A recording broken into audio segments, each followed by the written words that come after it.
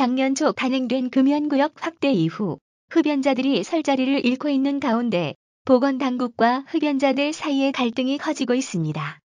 흡연자들은 담배를 피울 권리를 내세우며 실외 흡연 구역을 정부가 설치해야 한다고 꾸준히 요구하고 있지만 정부 차원에서 이와 관련한 공식적인 입장은 나오지 않고 있습니다. 11일 한국보건의료연구원 NECA 최근 발간한 학술지 근거와 가치에 실린 실외 흡연구역 설치 가이드라인 국내외 현황 검토 이성규 NECA 연구원 보면 실외 흡연구역 설치에 대한 정부 차원의 판단은 여러 딜레마를 가지고 있습니다. 우선 실외 흡연구역 설치에 반대 입장을 밝힌다면 정부의 담배 규제 정책에 대한 흡연자의 비판의 목소리가 더 커질 가능성이 높습니다.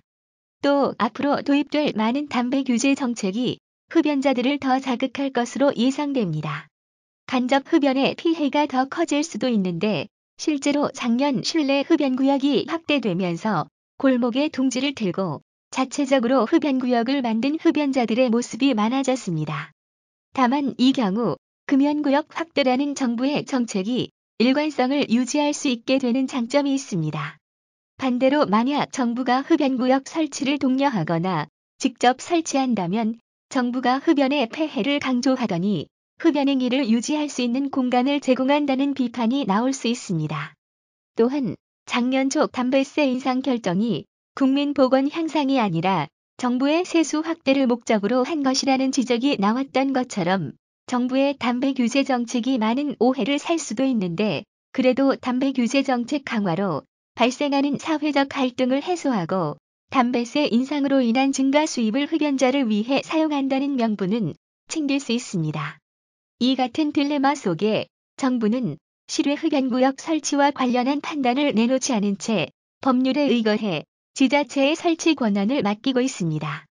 국민건강증진법 구조는 지자체가 흡연으로 인한 피해 방지와 주민의 건강 증진을 위해 조례로 일정한 장소를 금연구역으로 지정할 수 있다고 명시하고 있는데 문제는 지자체들이 실외 흡연구역 관리에 애를 먹고 있다는 데 있습니다.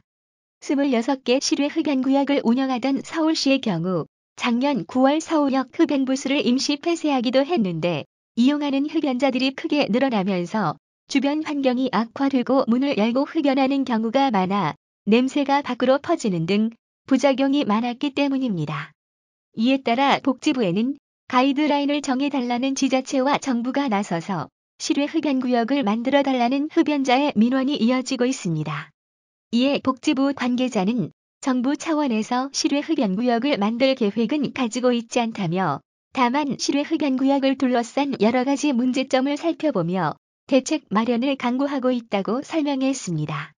아울러 이성규 내커 연구원은 어떤 시나리오를 선택하더라도 장단점은 존재하는 만큼 보건당국의 현명한 결단이 필요하다며 만약 실외 흡연구역 설치를 허용할 경우에는 구체적이고 알기 쉬운 흡연구역 설치 가이드라인을 마련해야 할 것이라고 말했습니다.